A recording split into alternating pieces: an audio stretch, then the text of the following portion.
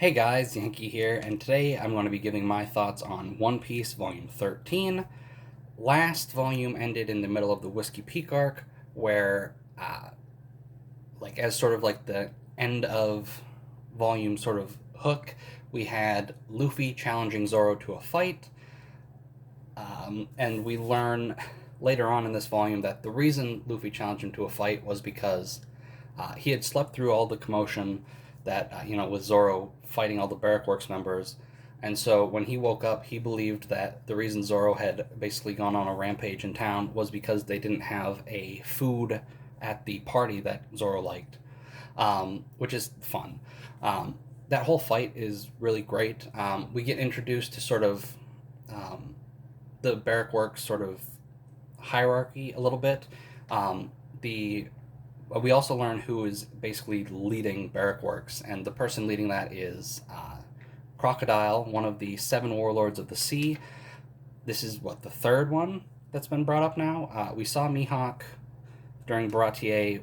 Jinbei was mentioned before we got to Arlong Park, and now we learn about Crocodile.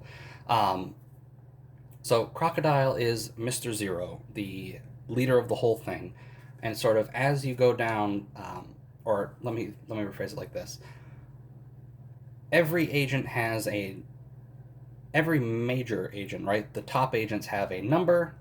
The males have a number, and the females have just like a code name, based on days or holidays, right?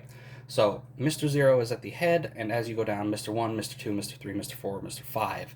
Uh, the smaller the closer the number is to zero, the stronger they are. And I think the female operatives are just kind of random. Um, so in this volume, we get introduced to Mr. Five and Miss Valentine. Um, and since Mr. Five, he's a high number, close to zero, he is supposed to be strong. Um, and Miss Valentine is his partner. And in this, we see basically Zoro and Luffy are fighting, and Mr. Five and Miss Valentine um, sort of get in the way of their fight. Um, and they're hyped up as like very strong, and then we see Zoro and Luffy just sort of take care of them easily, which is just a way to sort of show. It's a good way to get a sense of how strong they are now that we've entered the Grand Line, because the Grand Line has been hyped up about really strong pirates and are here, and you got to be strong to make it through.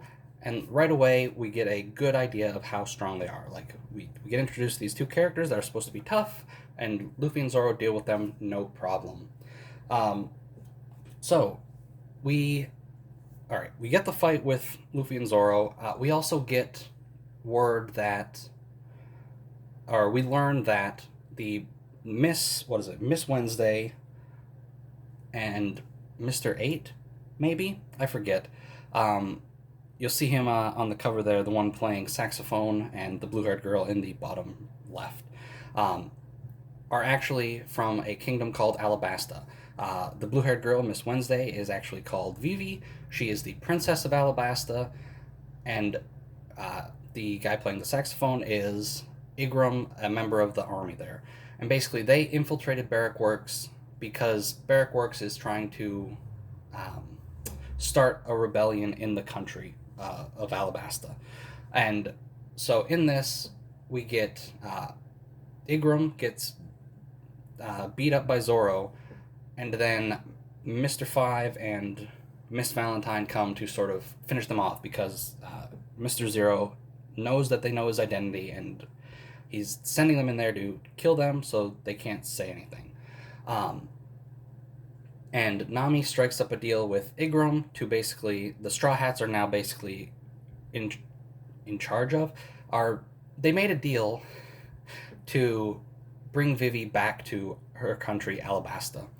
And so the rest of the Whiskey Peak arc here is Zoro and Luffy fighting, learning the identities of Miss Wednesday and Mr. Eight, I think, making the deal, and then heading off.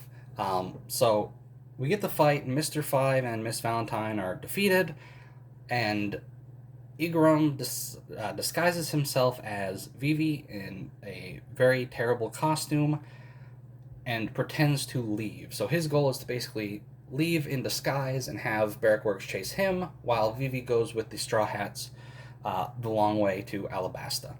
Um, but he is blown up right away by Miss All Sunday, the partner of Crocodile, Mr. Zero. Um, and I'm excited that we've got her already. Miss All Sunday is my favorite character. If you if you're I assume everyone watching these videos has read the manga further than this or seen the anime or whatever. Miss All Sunday is my favorite character, so I'm glad she's here. So we leave Whiskey Peak after Igrum is blown up by Miss All Sunday, and then we are basically making our way through the Grand Line. We head to the next island, which is called Little Garden, and on that island we find two giants who have been dueling on this island for 100 years. And we're sort of introduced to, well, first we're introduced to giants as like a race here. We're introduced to the island they came from, Elbaf, and we're also sort of introduced to how giants are a warrior tribe, right? Like they're a warrior race, and Luffy can sort of like we get a couple moments where Luffy and Usopp are sort of in awe when they see the two giants fighting. Usopp especially sees them fight and basically says like, "This is what I want to become." He set out on this journey to become a warrior like them, and we get introduced to Usopp's desire to go to Elbaf. But yeah, we meet the two giants, Dory and Broggy. They fight. This volume ends with, oh boy, I never remember which one's which. One of the giants basically drinking some alcohol that was on the Straw Hat ship, and it exploding inside his mouth and his stomach. And then the cliffhanger for this volume is Luffy about to fight. I think that's Dory, but I can't remember. So yeah. Oh, hold on, I forgot a couple things. The SBS, not a whole lot in this volume. It was actually only like a few questions. The most interesting thing was Oda talked about Usopp's goggles, right? Somebody asked about that, and he mentioned that it was initially going to be shown in the manga Usopp getting his new goggles, and we saw like a sketched page, which was neat, but it got cut because of page counts. So that's interesting, and that was expanded on in the anime, and it also got like a light novel adaptation at some point. The Logtown arc got expanded. So that's interesting. And finally, we've got the Koby and Helmeppo cover story. Axe Hand Morgan escapes. Koby and Helmeppo are back on on a ship. I think it's the Vice Admiral Garp's ship. And Garp takes them with him to Marine headquarters, and they are training, basically. They are chore boys, so they're mopping and stuff during the day, and then we see them training real hard at night. So that's neat. I don't know how much longer we have of that cover story, because it's been a while. But something I noticed in this, because again, I've read ahead, Koby, I don't know if it's just that the art style is changing, but Koby's look is already like changing. He looks very different than when we first saw him.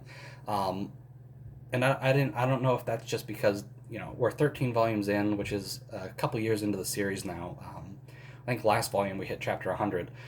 So I don't know if that's just Oda's art style changing, but I know that Koby his look changes drastically, and we're in like a neat sort of in-between point right now, which I hadn't noticed before.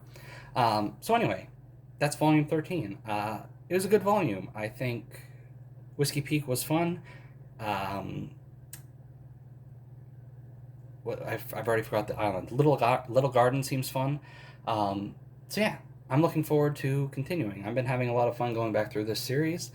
And that's going to do it for this video. I'll see you guys next time.